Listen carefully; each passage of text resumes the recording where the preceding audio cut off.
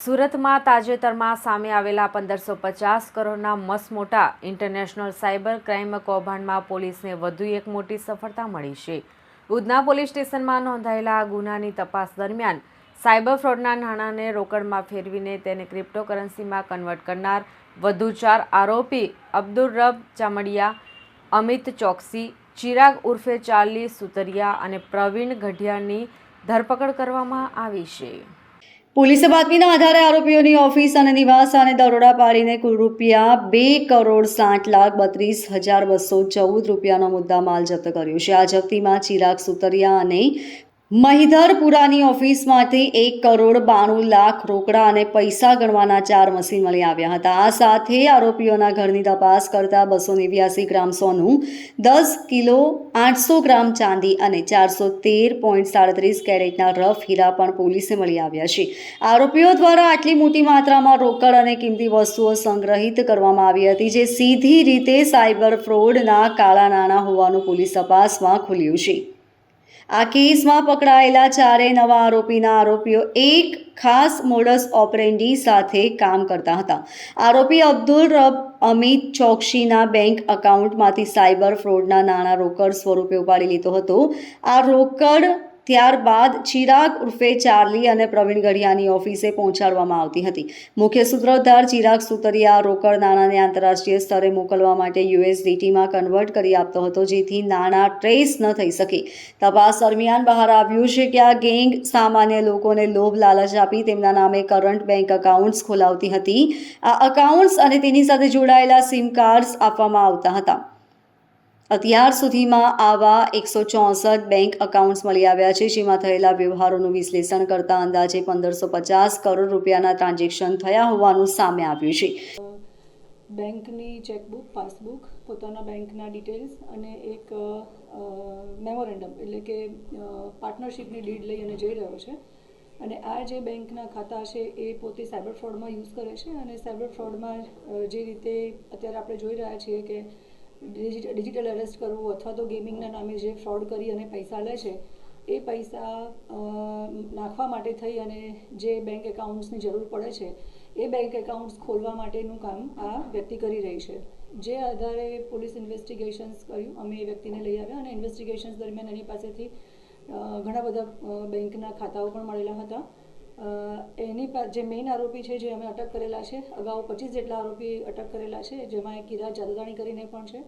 કિરાત જાદવાણી જે મેઇન આરોપી છે, એની ઓફિસનું જે સર્ચ અમે કર્યું એ વખતે અમને 164 જેટલા અલગ અલગ બેંકના કરંટ અને ખાતા મળેલા હતા, જેમાં એ લોકો બેંકના એમ્પ્લોઈઝને, કર્મચારીઓને પણ સાથે રાખી અને ગુમાસ્તા ધારા વગર પણ દુકાન ખોલવી, દુકાનના ફોટોગ્રાફ્સ લેવા, ખોટા ફોટોગ્રાફ્સ બનાવવા અને એના આધારે બેંકમાં એક ખાતું ખોલાવવું, બેંકમાં ખાતું ખોલાવી અને એક આખી લિંક જનરેટ કરવી, API લિંક પણ જનરેટ કરવી અને એ લિંક જનરેટ કરી અને ખાતું ખોલાવી અને જે સાયબર ફ્રોડના નાણાં છે એ ખાતામાં પડતા હતા।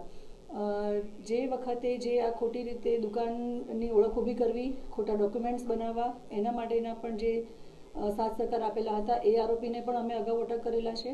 બેંકના 8 કર્મચારીઓને પણ અમે અટક કર્યા છે, કારણ કે બેંકની કર્મચારીની સંડોવણી વગર આ સાયબર ફ્રોડના નાણાં એ ખાતામાં પડે એ શક્ય જ નહોતું।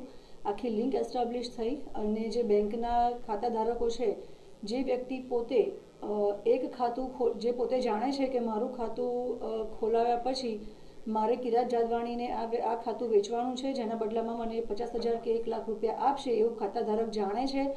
એ જાણે છે કે આમાં કોઈ ઇલીગલ ફ્રોડના નાણાં પડવાના છે, છતાં પણ એ 50,000 અથવા 1 લાખ રૂપિયાની લાલચમાં આવી અને પોતે પોતાનું ખાતું કિરાત જાદવાણીને વેચતા હતા। એવા તમામ ખાતા ધારકોને પણ અમે પોલીસે અગાઉ અટક કરેલા છે। એ ઇન્વેસ્ટિગેશન્સની લાઈન જ્યારે ચાલુ હતી ત્યારે અમારી પાસે એક એવી ઇન્ફોર્મેશન સ્ટડીના આધારે અને ઇન્વેસ્ટિગેશન્સમાં મળી કે જે ખાતાઓ 164 જેવા જે ખાતાઓ છે, એમાંથી આશરે 8 થી 9 જેટલા ખાતાઓમાંથી 90 લાખ રૂપિયા જેટલા જે રૂપિયા છે એનું ટ્રાન્ઝેક્શન થયું છે। અમિત નામની કોઈ વ્યક્તિ છે અને જેના ખાતામાં આ પૈસા પડેલા છે. જ્યારે અમિતની અમે પૂછપરછ કરી ત્યારે અમિતે કીધું હતું કે આમાં જે આરોપી છે પકડાયેલા અબ્દુલ કાદિર ચામડિયા, જેઓ એની પાસેથી જ અમિત જગદીશચંદ્ર ચોકસીના એના અને એના પિતાના ખાતામાં આ 90 લાખ રૂપિયા ગયેલા હતા. જેમાં અમે અમિત જગદીશચંદ્ર ચોકસીની પણ ધરપકડ કરી છે અને જે આરોપી છે અબ્દુલ કાદિર ચામડિયા કે જેણે 90 લાખ રૂપિયાનું મ્યુલ એકાઉન્ટ્સમાંથી ટ્રાન્ઝેક્શન્સ અમિત જગદીશચંદ્ર ચોકસી અને એના પિતાના ખાતામાં કર્યું છે, એ બંનેને અમે અટક કર્યા છે. આની જ્યારે અમે ઇન્ફોર્મેશન લેતા અને ઇન્વેસ્ટિગેશન્સ કરતા હતા ત્યારે આરોપી જે અબ્દુલ કાદિર ચામડિયા છે એણે બીજા એક હવાલાથી પણ USDT ટ્રાન્સફર કરેલા છે, જેનું નામ છે ચિરાગભાઈ ઉર્ફે ચાર્લી નાગજીભાઈ સુતરિયા. એના ત્યાં કામ કરતા પ્રવીણભાઈ લક્ષ્મણભાઈ ગઢિયા, જેઓની પણ અમે અટક કરેલ છે અને USDTમાં એ લોકો ત્યાં આ જે પૈસા મ્યુલ એકાઉન્ટ્સમાંથી સાયબર ફ્રોડના આવતા હતા એનું એ લોકો USDTમાં કન્વર્ટ કરતા હતા.